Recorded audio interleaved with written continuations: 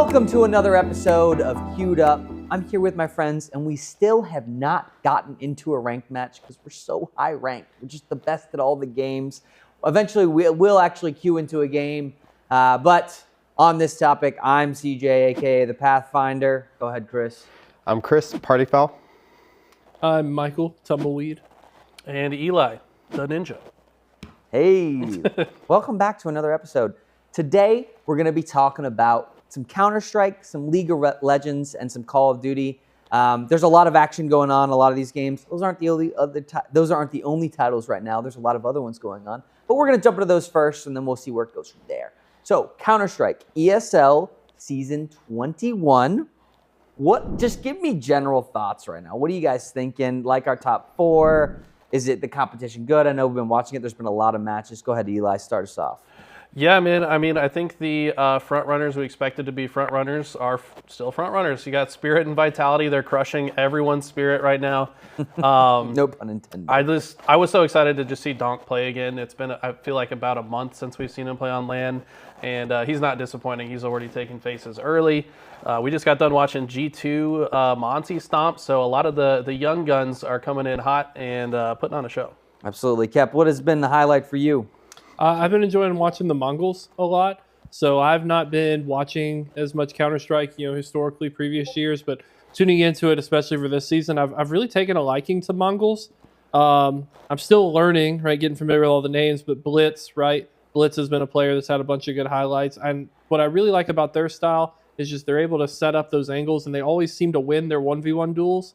So I do think that when I am looking at those top spots, right, from IEM with Spirit and Vitality, but I think that Mongols is a team that we should keep an eye on because they show a lot of potential in these matchups right now.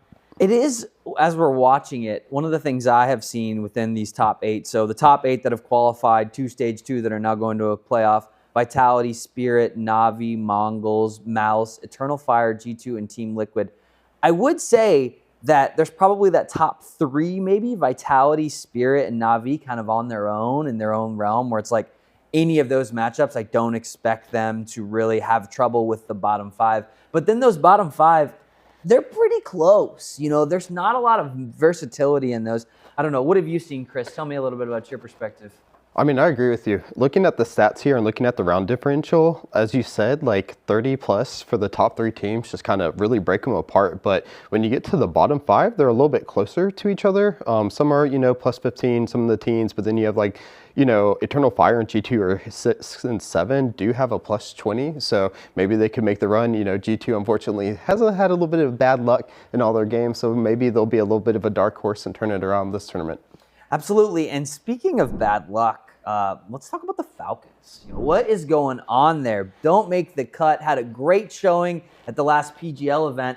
And then this one, it's like every single time I'm watching them, I'm rooting for them. But they literally just don't pull it out. And they have, Dexter, don't get me wrong, he's made some plays. So has NiKo. And those are some big names that have done amazing things, but ultimately not showing up. Eli, what are your thoughts?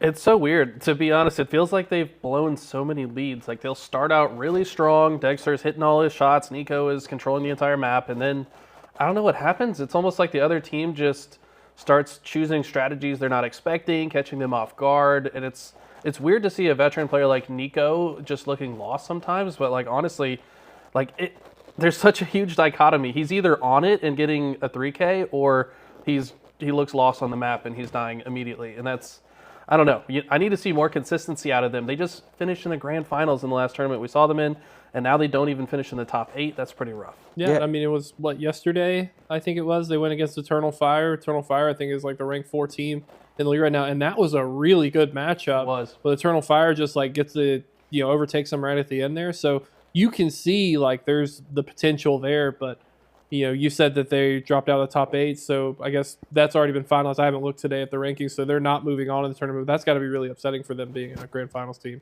Yeah, and if you look at game 3 here, they played 3D Max and lost 2-1, right? And that series is a series you have to take off that. Now, I say that 3D Max also took the round 1 match from Eternal Fire, and so they're in there. And if you watch some 3D Max games, those guys are scrappy. They made some plays, so it's but ultimately, I think Team Falcons, based off of who they have on the roster, shouldn't be challenged by that. But Chris, what do you think? It's hard to say because a lot of these games, as you're saying, they're going so back and forth, but maybe it is these veterans are getting caught out, maybe complacent a little bit and going into this pro series. So, you know, they finished at 9th, so they were right there, but they had a negative 19 round differential. Even some of the teams that didn't go as far, like Fury got knocked out before, ended at 0. So they have to find a way to, you know, keep, as you said, as Eli said, get these rounds, make it when they are ahead to keep it, and not fall back as they did in some of their matches that they had over the last couple of days, giving up round after round, and then just kind of misplaying. We've saw some misplays from them, questionable plays as well. They have veterans, they're not supposed to be doing that. So maybe the veterans are getting complacent, or possibly just as a team, they're not working well together. Yeah, one of the things that I think I saw from a lot of different teams is there's this interesting conversation that happens really fast, I think, within teams where, especially if you're on the CT side, it's like you have to go into this kind of save meta, right? Like, you know, hey, we're not going to retake that site. They just full take it. We have guns right now. We've got 3 rifles on our side, maybe 2 rifles. It's like, when do you peel off and go and do that? And one of the things I haven't, like, the Falcons aren't saving. Like, they're not getting themselves in a position where they can bounce back into it. They just, like, go for the aggro plays or don't get to save their guns or whatever. And that's something that's, like, that's detrimental to your gameplay. You can't do those things, right? I call that like top team syndrome. Like you in your head, you're a top team, so you're going to win the 2v4 just because you're better, right? But it's like all the talent in the league is just getting better and better. And if you have the mentality that you're going to win 2v4s that frequently, you're going to be throwing economy away. Like you said, it's like now you fail that attempt and now you're at an even greater deficit for the rest of that side. So I think it's, just honestly a bit of hubris that's holding them back. Yeah, one of the commentators said something that really resonated with me in one of these matchups. He said it's really all putting the player in the perspective to think about, you know, if I save this gun, like if I save this op, what's the psychological impact that I would have if I was against that in the next round, right? So if I carry that over, instead I charge in, I throw it away, it's nothing. But if I'm now putting myself in that position to say, oh, the other guy has an op, maybe I'm not going to take this mid peak, right? I'm not going to test this certain angle. And so just taking those small wins to go into other rounds, I think that small stuff, you know, it's always the small bricks that build up to great success. And so that's something I think Falcons need to go and take a look at to, you know, reinvent their gameplay a little bit to get on the level of a spirit or a vitality. Totally. Yeah. Eli, tell me a little bit. We were having a conversation in our group chat about the youth of players, you know, the younger players versus the older players. So we've seen some younger players kind of shine at this point. Yeah, I mean, I've been playing esports for 20 years now, and it's always exciting to see like the new talent that's entering the league coming up and kind of showing the old guys that there's a different way to play the game. And I think that's what we're starting to see with players like Donk, Monzi, the entire Mongols roster. Their average age is less than 20, so they're all teenagers. It's just cool to see, man. I think like players like Donk are introducing a totally different way to play the game. Like he's just taking wide swings and players are not expecting it. He's hitting all of his shots and it's forcing other teams to change the way that they play. Now they're sending 3 guys after 1 player. And it's like, okay, if you're sending 3 players after Donk, he's probably going to kill one of them. And now the rest of the team knows where those other 2 players are. So it just goes to show how much of an impact these young guns have. And they're only going to get better, right? And it's like Donk probably studied, you know, players like Simple growing up and like watching all these greats. So then he like develops his own style that's even better. And then it's like the next generation just going to do the same thing. And that's what we see in every esport is the new talent that come in, they redefine the game. And I think we're seeing that a lot across multiple Counter-Strike rosters. Yeah, one of the things I saw from Donk a lot, it's kind of that Stewie 2K meta where like Stewie 2K was known for like, he was always going to push the smoke. Like if there was a smoke in front of him, that dude is walking through it. And so you kind of, you know, this idea that like you can't, I don't want to watch the smoke. I don't need to watch the smoke. It's kind of like that invisible wall. Stewie 2K kind of broke that. And I watched Donk several times. Like he will run through that smoke and take the challenge on the other end. So you have to kind of be aware of it. Kepley, what do you think? It's all confidence based, right? I mean, like at the end of the day, you know, the difference in like a Valorant to a Counter-Strike is Counter-Strike's pretty much just all gun skill, right? And Donk knows I'm going to be that entry frag. If I go through the smoke, like I'm at least taking 1 person with me, right? And that's a good trade. And at the very least, you draw 2-3 gunfires, right, from the other team. Your team can come through that smoke a bit more intelligently now, right? You've given them the intro. So I really like what I've seen from the game. I mean, I haven't played Counter-Strike in a long time. I used to play it a lot back in the day, but just seeing some of the stuff like that, like I've really gotten an attachment to the Mongols, right? I came in to the scene completely blind, and I just really like their play style right now. It's really resonating to me. So Yeah, I really like what I'm seeing. I've heard a lot of stuff from Dylan, right, about this Russian squad, Spirits. So it's good to finally see them on the main stage coming through. But Donk, that's someone I'm going to be looking out for, right? Absolutely. See what he can do. Yeah. Chris, what do you think? Old guns versus new guns? Who's got the advantage at this point? I think it's new guns, especially if we're seeing the way some of these teams, especially Spirit, rising. But then as we're talking about Falcons, who has some of the OGs on it, are kind of falling. So maybe it could possibly be this shift. Maybe it is just, the game shift as well, because, there are some differences going into Counter-Strike 2 that you saw in previous versions of the game. Maybe the newer generation are just picking up on it quicker. They're able to adapt to it faster because it is, they haven't played the older games as long. So maybe it's that adaptation for them that just allows them to adjust a lot better. Absolutely. Love that. Okay, cool. We're going to do pick'ems really quick. All right, so here's what I want. I want your 2 finalists, your 2 dark horses, and then a fun kind of throwaway, factor round that you can have here that, like, hey, I have a prediction of something. I'll go first because I'm putting you guys on the spot a little bit here. I really like Spirit versus Mongols in the finals. Mongols is the 4 seed. Based on Wikipedia, it could change. So ultimately, it looks like they might be on the other side of the bracket is Spirit's the 2 seed. And so like 1 and 4, so they're going to take down Vitality and kind of make their way there, where I think Spirit will cruise to the other side. And so that's an upset on the Mongols versus Vitality there, but could be interesting. Go ahead, Chris, give me your finalists first, then we'll go dark horse. So finals, I'm having Spirit versus Na'Vi, mostly because those are 2 of the teams I've watched the most when I've been able to watch. But I do just really like both their plays. I think they're aggressive teams and really fun to watch. So I think I will see both of them. Cool. Kep.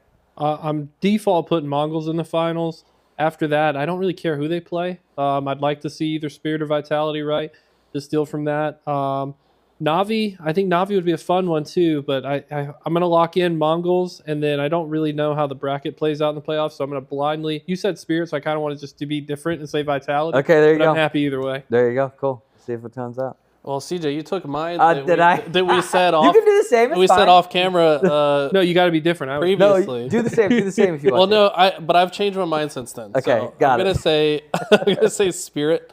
And G2 is going to be my pick for the final. Wow, G2, the 7 seed. Okay. I think they're going to make a run, and then we're going to see Donk versus Monzi and some really exciting gameplay in the finals. Yeah. Well, then I'd like to segue it because G2 is my dark horse pick. Okay. Oh, there you go. Because cool. I do think G2 has a lot of potential there. You said 2 dark horses? 2 dark horses. Yeah, you can pick I'm doing G2 and I'm doing Eternal Fire because I really liked what I saw with them versus Falcons. Yeah, they're good ones. Go ahead, Eli. Give us your dark horse. Yeah, Eternal Fire and Mongols were actually mine, so I guess we're a bit flip-flopped in some respects, but yeah. Chris? So I'm sticking with G2. As I said, I think their curse is over, and they're gonna get there. They're gonna prove me wrong and take Navi's spot in the finals versus Spirit. So they're gonna be my dark horse. I did have Mongols as my second dark horse. Oh, there you go. Mongols is the dark horse. Man, it's such a tough one. It really is. These bottom 5 are just all like it's just so. It's like the most stacked top 8 we could have. Yeah. FaZe is the only team that's not there, and it's like the other top 8 teams in the world. Yeah, it's interesting because it's like I kind of want to take. I think on paper Spirit's better, so it's like Team Vitality is my dark horse, but that doesn't really. You can't count the just the IE Academy State champions. They're a real dark horse. Yeah, real dark horse. Mouse does not look good. I do like Liquid. I'm a big fan of Twiz, so I'm going to throw Liquid on there for one of them, and then I'll take G2 as the other. I like Monacy. I'm glad to see Liquid get a little bit of love there. There all around the board, we got G2. And I like Liquid too, but some of the matches, they look like they were struggling. But if they can pop off and play their A game and like Twiz is popping off, they could probably do it. Okay, got it. So my fun fact is, here, I'm going to say we're going to play on Inferno. And there's going to be a triple nade stack, and it's going to be a 5K. A 5K. Everybody's going to run banana. There's going to be 3 nades that come at them, and they're going to die. I don't know what it'll be. Be a clip for the age. Clip it. Clip it if it happens. There you go. Go ahead, Chris. What's your crazy clip? Crazy clip, double knife. Double knife. Double knife. 2 knives in one running round. out of smoke, just pure smoke chaos. Just someone running around with the knife, gets 2 of them, moves on, round 1. Technically, you see that at every opening of the match, right? That's how they pick offense and defense. There you go. Crazy fact, I've already seen some good stuff. I've seen the op collab. I've seen the op, headshot through the wall. So I'm just going to raise the bar, right? When I play Counter-Strike, Optic's kind of my thing. So we're going to say it's going to be an op 1v5 round clutch. 1v5 round clutch. Let's Yep. hope it's Monacy too. Yeah, Let's yeah. hope it's our boy from G2. You guys literally took. I said mine was gonna be Monty. It's a 5K with an op. But Okay, that's good. No, not a that's good. 1v5 though. I don't think it's gonna. He'll have one teammate with him, but he's gonna do all the work. Okay. That's what I'm predicting. Beautiful. Cool. Well, we'll see who was able to pull that one out. Just switching gears a little bit, we're going to talk League of Legends. I'm actually going to let Chris lead us in here because he's got so much more knowledge than me. He eats, sleeps, Yes. and breathes this stuff. So, Chris, go ahead and take it away in some League of Legends. So- Just do a quick intro for us. Yeah. So League of Legends, first stand has started. There's been a lot of changes, most notably coming into it. First stand is the first inaugural tournament, so we can talk about that being added to the list of big tournaments such as MSI and Worlds. How does that affect the game? Patch 25.5, we have the lane swap detection introduced, so we'll talk a little bit more about that. Another big one is UI, and then of course following this we'll have our pickems for who makes it to the playoff stage, or phase number 2 of it, and who will be eliminated from it as well as the first team. Yeah, and this round robin stage has been crazy. Karmine Corp, we didn't pick them as the bottom seed. We thought it would be the Flying Oysters, and obviously, Karmine Corp has come in and just got bodied by the first 2 teams they played. I say the TL series that they played against Team Liquid and they lost 2-1. That was closer on paper. And when you watched it, the game 3 wasn't close, but the first 2 were kind of back and forth. And then they lost to the Oysters earlier this morning. So it's one of those where it's like, not a team I expected to be at the bottom. I don't think any of us called that, but it's been really interesting to see those matches. Go ahead, Kep. I was just raising my hand. Yeah. I wasn't here last Thursday. Karmine Corp shouldn't even be at this tournament. Really? No. Why? The fact Tell they me. got here is just complete luck, right? They're like barely even a top 3 team in Europe. So I think just G2 was asleep at the wheel. The fact that G2 got 3-0'd by these guys is just nonsense. So coming in this tournament, I actually put KC last. Oysters, right? A lot of people sleep on this region, LCP, but LCP has shown a lot of improvement over the years at Worlds. We've seen GAM, we've seen PSG Talons. These teams continually come to this world stage and impress, and it's about time that, thankfully it wasn't North America. We will find out more. I think tomorrow is when they play the Oysters, but I do think that team is something you can't put down at the bottom. So I actually came in my rankings, right? It's always LCK, LPL 1 and 2. And then it was interchangeable for me, Liquid and Oysters. I also feel like Liquid doesn't really deserve to be here, right? They kind of got lucky too.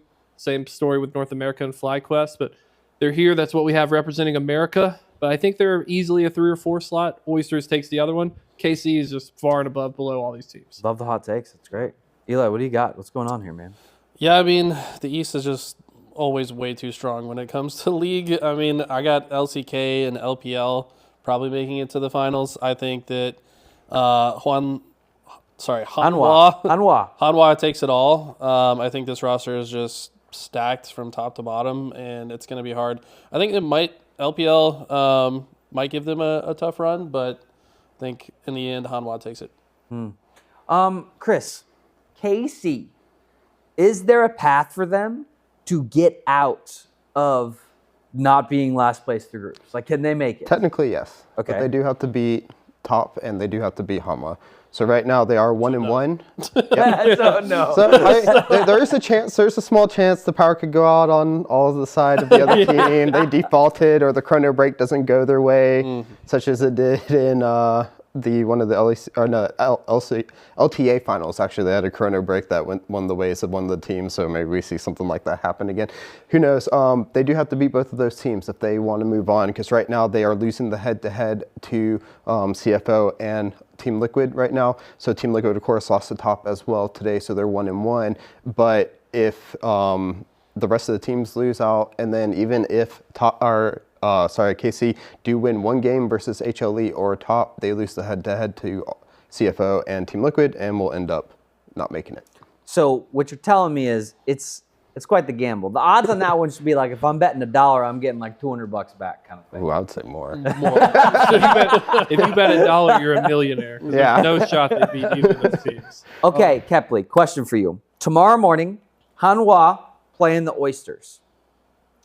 Hanwha, with the new rules, I don't want to steal Chris's thunder in this segue here, Yep. but to kind of bleed into it, I think that if you look at how the rules are, where there's no more lane swaps, At this point, right, this is where we were a few years back. Lane for lane, player for player, it's hard to ever compete with the LCK. They're so good fundamentally. Their laning mechanics, they outdraft you. Lane swaps were ways for teams like North America, Liquid. If we had lane swaps here at this tournament, I think Liquid is a real top contender because they're able to adapt and go into that. Same thing with FlyQuest, in my opinion, our best North American team. That's our chance to win. Without lane swaps, you're starting to see the cracks in drafting. You're starting to see the cracks in team play. We saw today, right, just an example, and I'm going to get back to your point with the two teams, but we saw today with Top and Liquid. Liquid just couldn't draft a good bot lane. That's going to give Jackie Love a lot of power. You can't let a player like that shine. So you take that and you multiply it by like 10, and now you're looking at the LCK. Because this is their cream of the crop right here. That's not something that Oysters, Liquid, or KC are going to be able to stand against. Maybe Top if they can get them into an early scrapping match, right? That's where the LPL typically shines. But the lane swap difference is really putting LCK above where they already are, in my opinion. Switching gears, Chris, KC versus TES tomorrow. Obviously, we're just making fun of KC. They have to win, right? Any chance? No. What is the scenario? Is there a scenario that exists that they have to in order to win that game? I mean, they have to play perfectly. Like, there's no ifs, ands, or buts, especially watching Kanavi today in the jungle, absolutely blowing everyone out of the water. If he's able to dictate, the whole entire game, Yike has not been playing well. He's been trying to force the buys not working well. They're getting rid of his Sejuani, they're either taking it or banning it, so he's not able to get on back. He really shined on that versus EP2. Everything else, he hasn't looked that well on right now, so they take that away. Navi controls each lane, helps out everyone. They still have 369, they have other great players across it. As Kepley mentioned, there's no lane swapping now, so they have to go toe-to-toe against everyone. I just don't think you'd be one of the best, team fighting regions.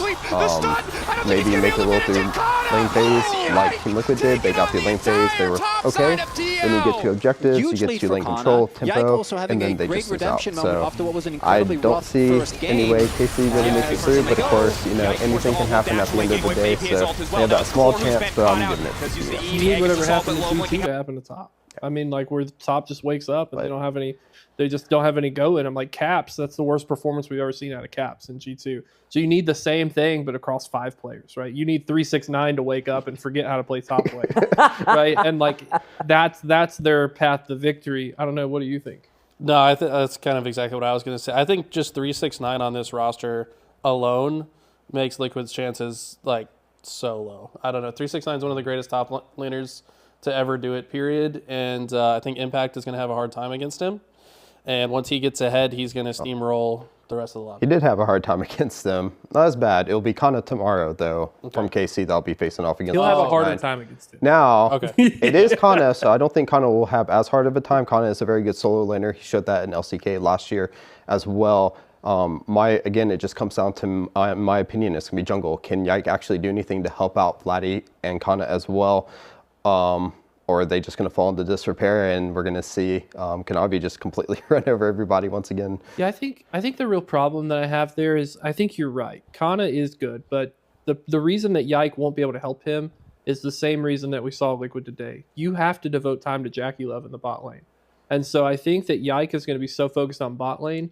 And, at this tournament, 369, the only person that can lane against him is Zeus, who is the best in the world. Like, so, and those are the two, that's like your, Ollie Frazier, right, in the top lane, those two right there. So Yike's not going to be able to help. And so Canna, while he can lane good, he does have an aggressive playstyle. The LPL is the aggressive playstyle. They defined it. Yeah. So you're going to struggle with that when you have, Peanut, right? Peanut can float around a bit more freely, right? And they've got more fun picks. They got Nidalee, right? They got all these aggressive picks they can flex in there. I don't know, man. It's a hard road. If they win, I promise you, I'll come here on Thursday. I'll do something dramatic for you guys. There's no way. I already shaved the beard. Like a clown. yeah, we'll do clown outfits. Get a tattoo. There you go. Okay, Eli, give me your top 2. Give me your finals for this. Definitely Top and Hanwha. I don't think Top and Hanwha. Okay, cool. Kep? The easy pick. Do we do dark horses for this? No, we're not going to do dark horse because We're not going to. If we're not going to do dark horses, I'm going to be bold. Okay. I'm going to do Hanwha and Oyster. Okay. Hanwha and Oyster. Let's go. Dude, it could happen though. It's That's possible. actually It really can. fire. Go ahead, Chris. What do you got? All right, so I'm going to go bold also. Yeah. So I'm just going to give off my bracket real quick. So I do think finals will be Hanwha versus Flying Oysters. So I'm going to have faith in Liquid beating CFO.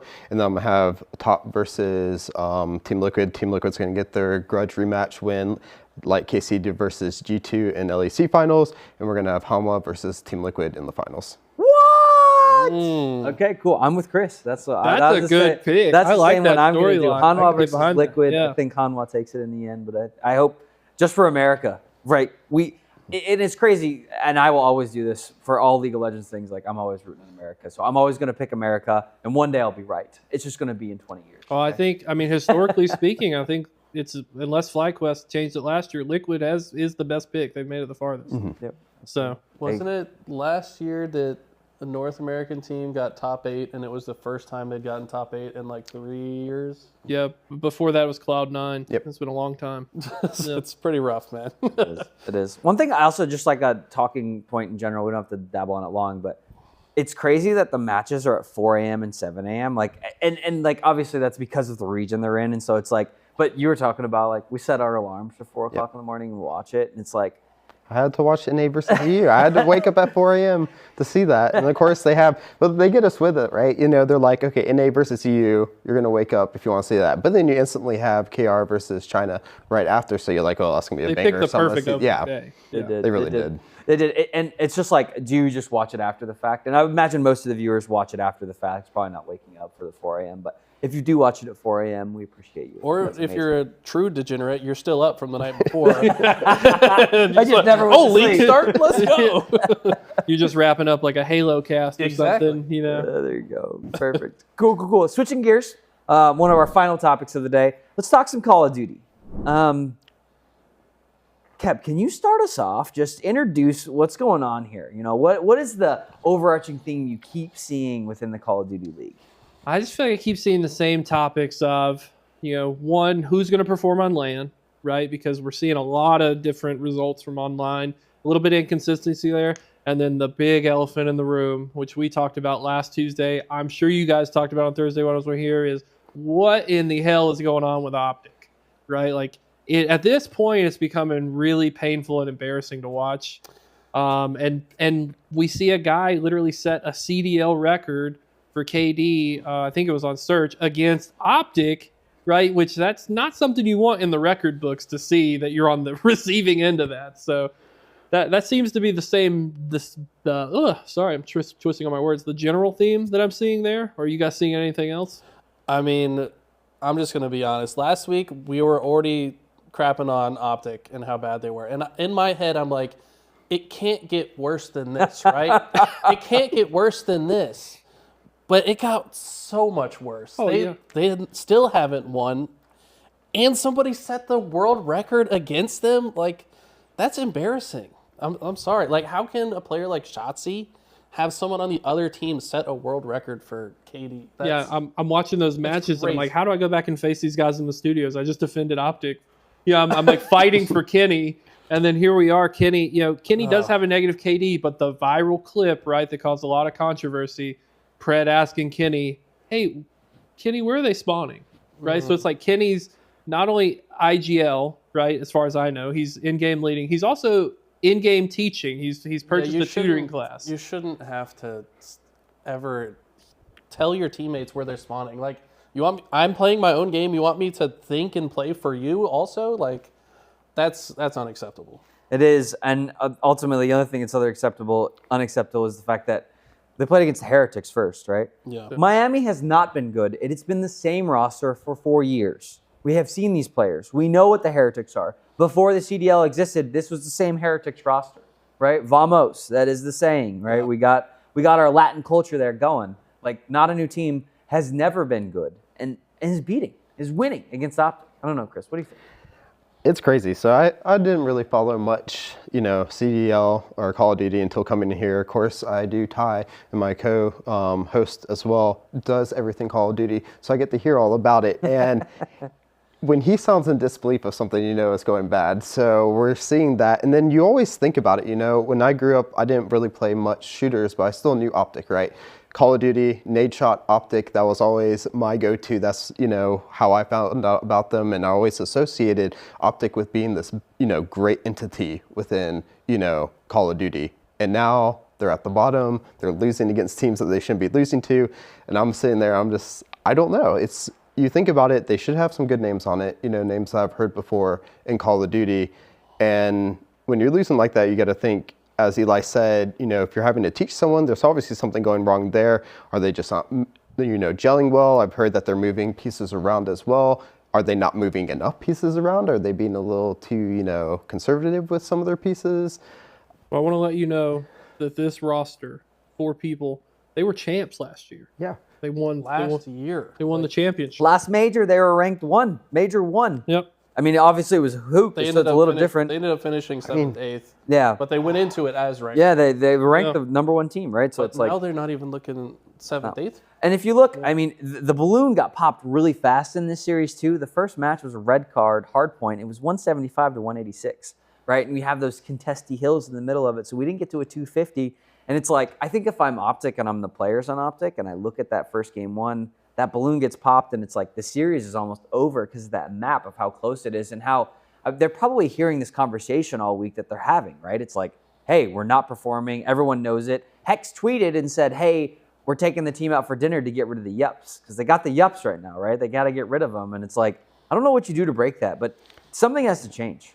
You know what I think changes, and this is something that I just want to ask you guys. Okay, I just went back and double-checked. Major 1, the team that was 12th in the league, Vegas Falcons.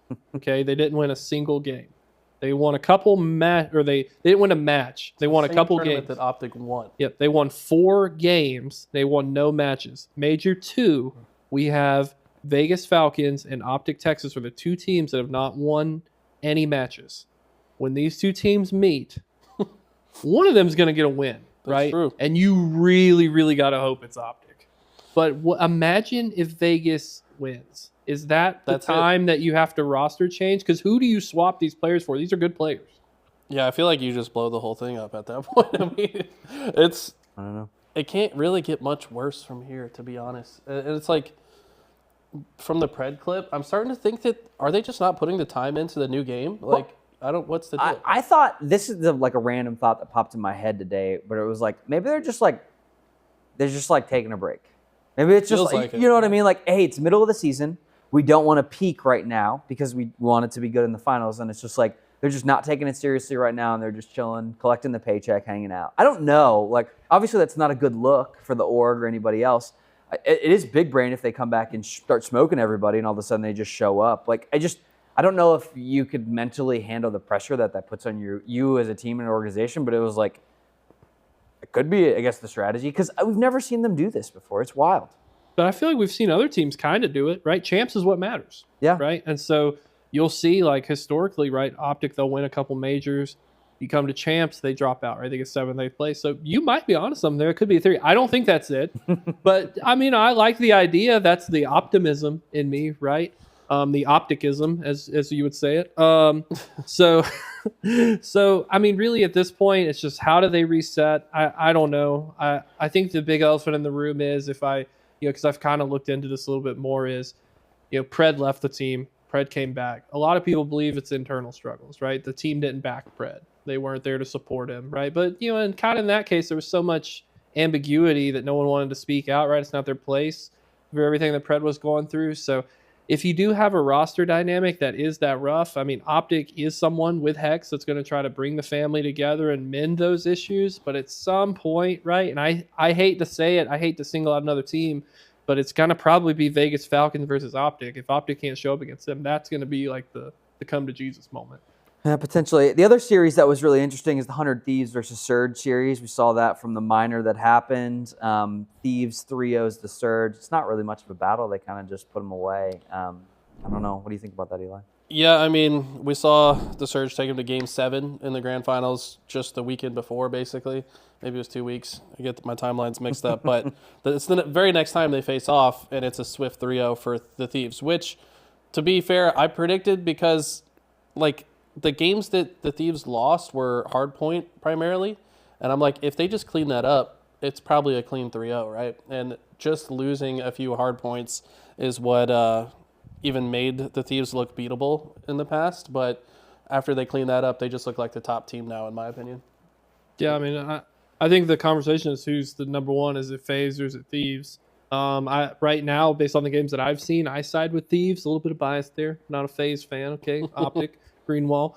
But, Thieves do look really good. And, based on what I'm looking at, they've only lost a single game in all their matches. So Yeah, it's also interesting. The Thieves 3-0'd Boston Breach. And then FaZe go up against the Breach on the last match on Sunday night. And it's a game 5. It's a close series. It wasn't close by the last game. I mean, it was 4-6 on the search, but they were back and forth. The Hacienda hardpoint went 250 to 241 Boston Breach. So that was just a clutch moment where they showed up. And then they took the second search and destroy. But it's interesting to see how FaZe is stacking up against Breach, and then how Thieves is not struggling with them at all. So it's like, in some ways, Thieves are on their own in that battle between them and FaZe. I think FaZe is just having fun. I mean, like FaZe is such like a LAN roster. I mean, Celium, Simp, like it's hard to ever bet against those guys. I don't want to disrespect Breach. Like, if we do a dark horse ranking later, fun fact, they're one of them for me. But like FaZe, I think FaZe just having a good time. So I really think that when we see the true FaZe is when we get to the major LAN, because the online stuff right now, I mean, we're seeing like Cloud9 has moments of glory, Breach has moments of glory, Surge, right? There's so many teams that look good. Carolina Royal Ravens, let's hope that they perform on LAN, right? Because they're starting to look pretty good. I don't know, man. FaZe, I'm just to reiterate my point, FaZe is just having a good time because they know that LAN is where they shine. Chris, what do you think? Thieves? FaZe? Where are you at? Thieves. Thieves? Just an Nadeshot fan, huh? Yeah, Nadeshot fan.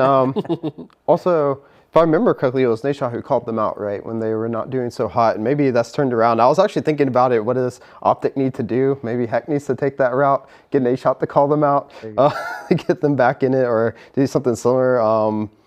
But, from what I've seen of this roster and then, piecing things together after, watching some of the old stuff, this is also a really good LAN roster as well. And then maybe they are trying to take it seriously because of, how they were doing, prior to coming onto this one as well. And maybe they can carry this momentum. So right now, that's kind of how I see it. As you said, they've only dropped one game. They're undefeated so far, 5-0 going into this. I think they'll earn that first as well going in. Yeah. Thieves, I think, like each other. They just look like it's easy to win together for sure, but Thieves look like they like each other, and I think that's important. The other team on here that was interesting with the series, Cloud9 versus the Royal Ravens. Royal Ravens showing up against C9. Obviously, both those teams a little bit on the rise. C9 also 3-0'd the Gorilla Mates, and so I think that's interesting when you look at those two series and you kind of put them back to back. I think Carolina Royal Ravens and Cloud9 will see each other again at some point, and I'm not sure who will take it. I think either of them could. Go ahead. I'm just excited to see the Royal Ravens. They've been so consistent. Going back to the last minor, they finished, top 2, I think? Yeah, I think so. Top 4 at the very least. But they look good. It feels like they're beating all the teams that they should be beating based on their prior placements. And if they continue to improve, I could actually see them in a grand final. They could maybe make an upset if we catch a sleepy FaZe or a sleepy 100 Thieves like we talked about. Sometimes these best players, they don't show up, and I think a team like Royal Ravens could actually overtake them. Yeah, I mean, TJ Halley and Slasher, they've been good historically. TJ Halley, former Optic guy, right? So he's got a lot of TJ's been around for a long time. Yeah, he's got a lot of good experience under his belt.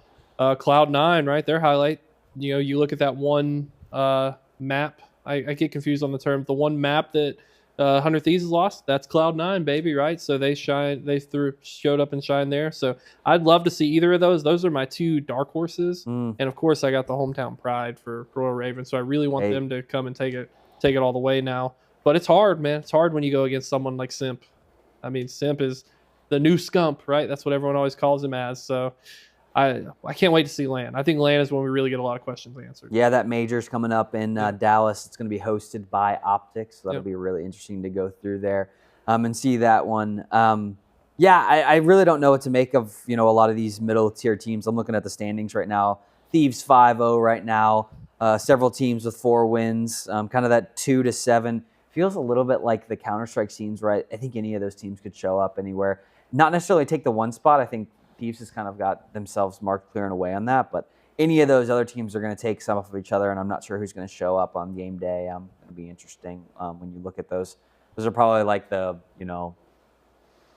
losers semifinals and then winners semifinal matches. Those will be really close. Whoever's not playing the Thieves will not have an issue, though. Yeah, I mean, for viewership of the whole esport, I hope that we just go to LAN. I don't even know if they're going to qualify for it, but Optic makes it to LAN somehow, right? Yeah. Because viewership dips and rises with Optic and name in the finals. So if we can get Optic there somehow, if they can rally that momentum, otherwise, hope they reset and get ready for Major 3. Yeah, and I hate to bash Optic. I'm not trying to do that. It's just it sucks that this timing of everything going on is during their major, right? Because it's clearly going to be not them in the finals unless we're being like duped, like unless they pull the mask off or something like that and just go crazy. But we'll see. Hopefully, maybe the crowd will do the difference for them. Maybe they'll show up on LAN. I have no idea. But interesting as we go through. Any last thing before we wrap up Call of Duty that you guys want to say? Everybody's good to go. Okay, cool. 2 honorable mentions. One thing I do want to talk about, we did talk about it on a show that we didn't air, but I think Marvel Rivals is interesting. We talked about it briefly. I watched some of the matches from this past weekend.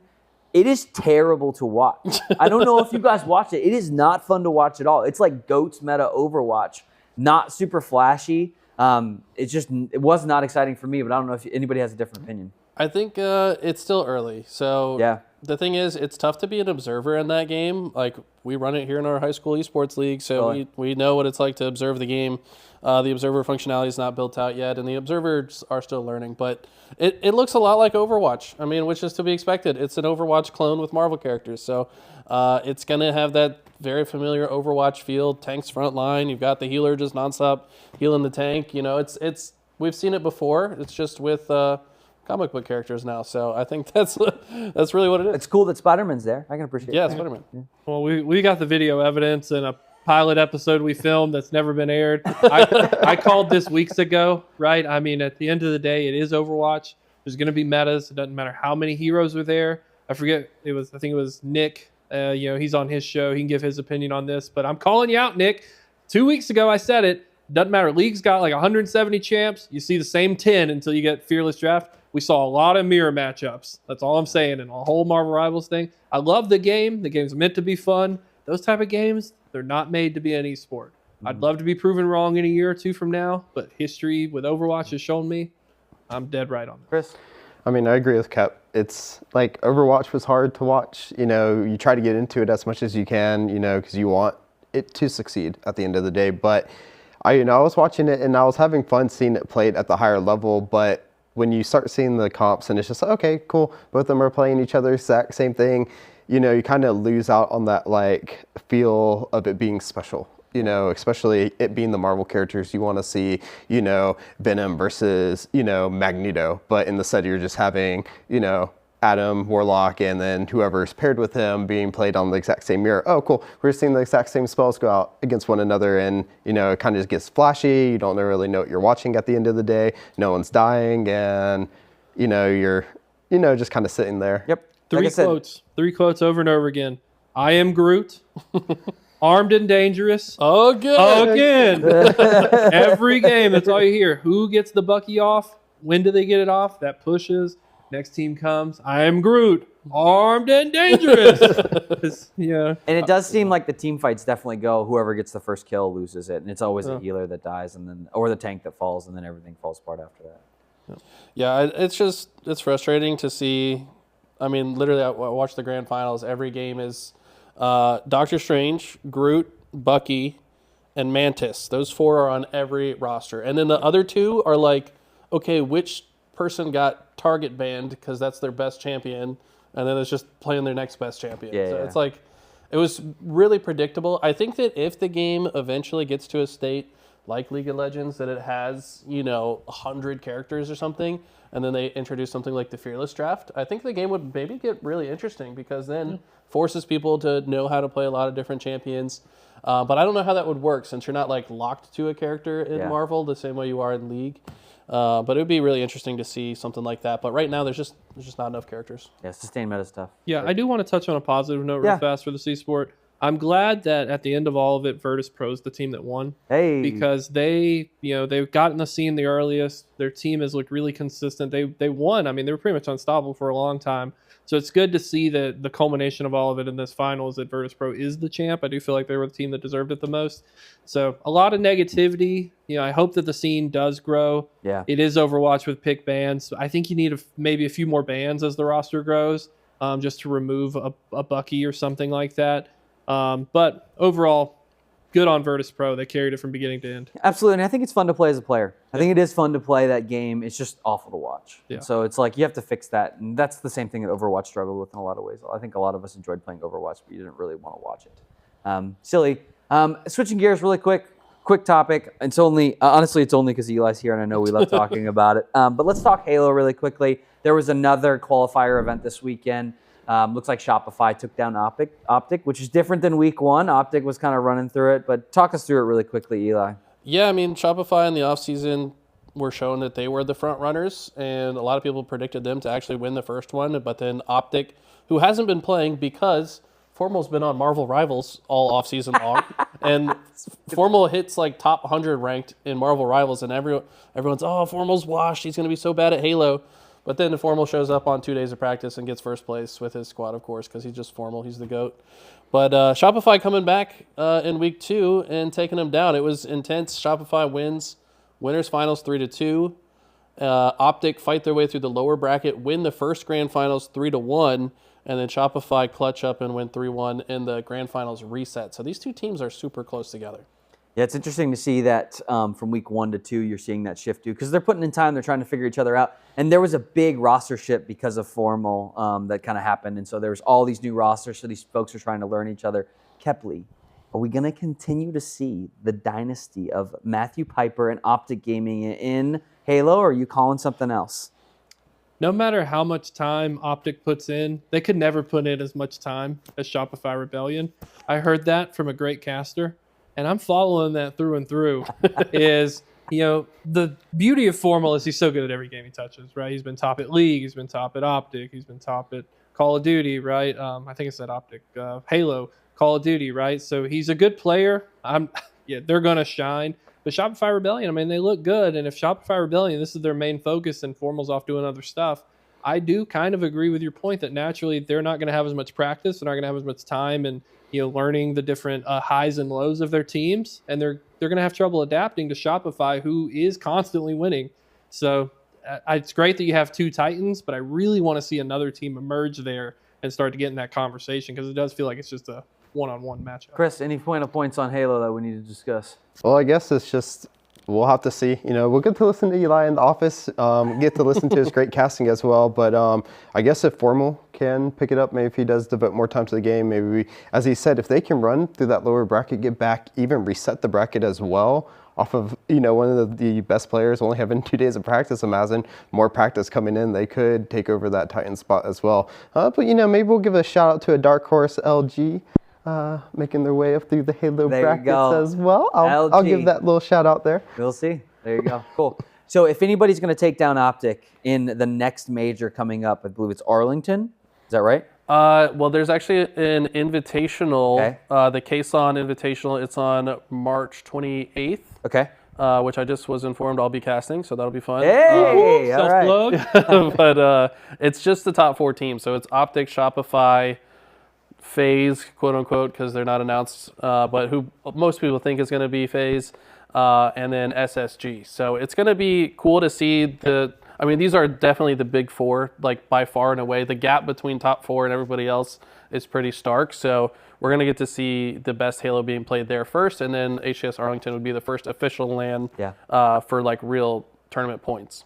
Yeah. Absolutely. Cool. Well, that's their update really quickly on Halo. Excited to see it. We'll definitely be following that.